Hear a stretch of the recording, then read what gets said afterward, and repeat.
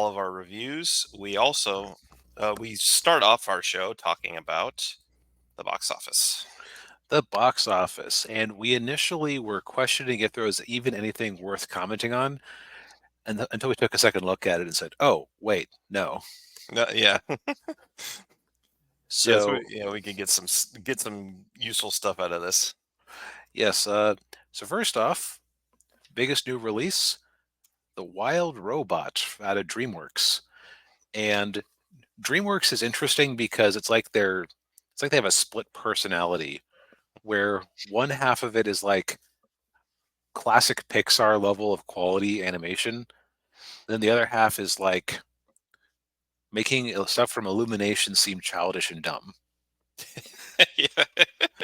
Uh, so, in the first half, or the first category, we've got things like Puss in Boots, The Last Wish. Second category, we've got things like uh, Ruby Gillman, Teenage Kraken, Oh yeah, which is awful. yeah, But that was horrible. Yeah, by all accounts, The Wild Robot is good. And it came in with a $36 million opening, which for a brand new property with a $78 million production budget, that's actually pretty good. yeah, yeah. I don't know. I don't know anything about this movie. Basically, a robot ends up stranded on an island and ends up raising a duckling with the help of a fox. Oh, hmm. Now, now you'll never guess who voices the fox. I have no idea. Yeah, who is it? Pedro Pascal. You know what? Props to his agent for getting him into literally everything the last like 5 to 6 years or so. Yeah, yeah, yeah. Between him and Chris Pratt, yeah, they are everywhere. He's Yeah. everywhere. Uh, See, I was worried you were going to guess Aquafina, which is what would have happened if this was like an awful movie. Oh yeah, or a Disney movie. Yes. Well, she also apparently stank up the place in Kung Fu Panda 4, but Oh yeah, eh, yeah, neither and yeah, neither here nor there. yeah, But so yeah, pretty respectable opening. Yeah, you of course would hope for more, but it's also last weekend of September, which is where one of the dead months. yeah, yeah. It is. Then, of course, you have movies where they release towards the end of August or the start of September, and they manage to take advantage of the lack of competition to just keep raking in money week after week. And that's our second place movie, Beetlejuice. Yes, which given how well this movie has been doing, we'll probably get a Beetlejuice. Yeah, still has like a 2-to-1 ratio of domestic versus international box office, which is interesting. Yeah, Um, guess it just wasn't a big property overseas. yeah. But well, I mean, I think they'll make their money back. For sure, especially since they get more of that money from the States anyway. Yeah. However, who probably isn't getting their money back? Well, one shall stand and one shall fall. And the Wild Robot has just delivered a haymaker blow to an already struggling Transformers 1, Yeah. which is a shame because this was actually a really good movie. And if you're in my audience and you have not seen it and you have any remote interest in this sort of Transformers or superhero movie, go give it a watch. It's actually really good once you get past the kiddie stuff at the start. Yeah, I mean, I've been hearing, like opinions like yours that it's actually a good movie. And unfortunately, that I think the marketing probably really hurt this movie. Yeah, that's what everybody seems to be saying is I managed to avoid actually seeing any trailers of this thing, so I guess I'm lucky question mark. Yeah. But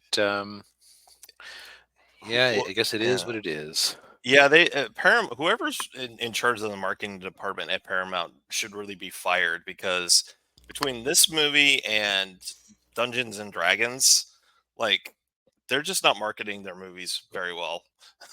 No, and perfectly good movies. Like, Yeah. yeah, Dungeons and Dragons was also a good movie. It's the of all the knockoffs we've gotten of Guardians of the Galaxy, it's the best. Yeah, oh yeah. Yeah. but unfortunately. Yeah. So you're moving down the list. We've got Devara Part 1. It's a Don't, Bollywood or Tollywood. It looks like. yeah, $75 million production budget. Whoa. Wow, that's expensive. Yeah, they're going hard. Although I wonder, does the numbers actually track Indian box office? So let's find a movie that's been out for a while, and see if they have a tab for that, because that looks to me like it's online to be a underperformer, unless this website just doesn't see India. No, it sees India. It sees India. Interesting. So maybe they're just not reporting it for whatever reason, or Yeah, or they did a weird thing and it came out here in the States and internationally first. that doesn't Yeah, make that. I don't. Yeah, but just from this cover, this looks like a fun, ridiculous action movie, would be my guess, yeah, yeah. without any sort of actual information. Um, Speak No Evil eased down its third weekend, and I'm starting to wonder why they didn't take this sort of, um, I guess, existential dread horror thriller movie and put it out in October. Yeah, I don't know. My, I guess, I wonder how many studios were worried about competition from Joker 2.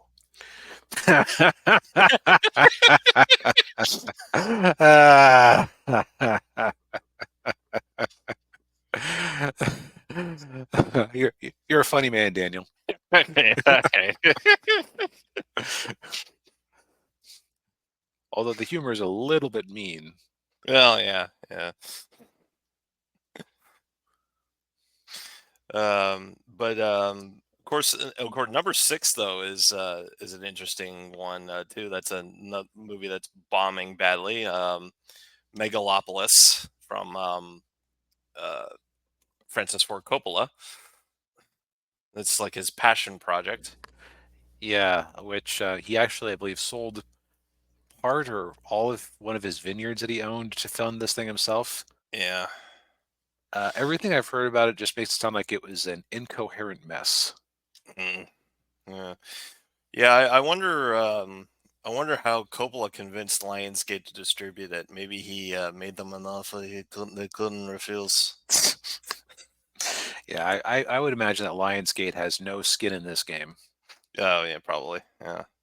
Well, and that's actually not that unusual for Coppola to do.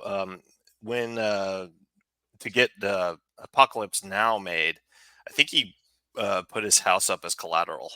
Mm, Yeah. So yeah. Well, you know what? The man's 86 years old. He got to make the exact damn movie he wanted to make. yeah, So, there's that. yep, can't fault him on that. Mm. All right. Moving down the list, Deadpool and Wolverine is continuing to hold on there, although it's basically spent with Mhm. just a $3 million, or less than $3 million. But 10 weeks out, 631 million in the bank. I think domestically, I think that Disney is satisfied with this. Yeah, yeah. It's already on video on demand. Oh, is it? Okay. Mhm. Also, we forgot to mention Megalopolis just edged over 4 million for its opening weekend for a movie that Francis Ford Coppola put 120 million into. So Oh, yeah. Ooh, again, man's 86 years old. He made the exact movie he wanted to make. yeah, So yeah. it's here, rounding out the top 10. Never Let Go from Lionsgate. Oh, that's is that Halle Berry movie? Yes. Boy, this has not been a good year for Lionsgate. No, I mean between this and The Crow and Borderlands, it's oof. Oh, yeah, Yeah. yeah. My Old Ass from Amazon MGM. Mm. An 18th birthday mushroom trip brings free-spirited Elliot face to face with her wisecracking 39-year-old self. When Elliot's old ass starts handing out warnings about younger self should do and shouldn't do. Elliot realizes she has to rethink everything about family love and what's becoming a transformative summer. Okay, so 18-year-old girl has a mushroom trip. Nah, I don't think so. Uh, No. uh, right. If you assume that it's actually speaking with her older self, and Yeah. then top 10, Howl's Moving Castle, Oh. Hmm. which yeah, that's interesting that it got a re-release. Yeah. Okay, that's funny that this is actually like a huge spike to its domestic box office because it went from 5 million up another 2 million. Uh, Miyazaki films aren't usually like actually all that successful just because in the States, just because they don't usually give them wide releases. Boy and the Heron was kind of an exception there. yeah. Yeah.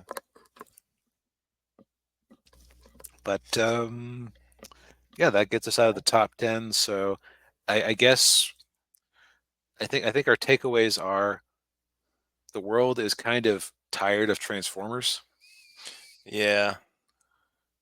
Which is not. justly or unjustly. Yeah. Which that tends to happen with that franchise. It gets, Transformers and Ninja Turtles, like they always get these like waves of popularity and then it just falls off.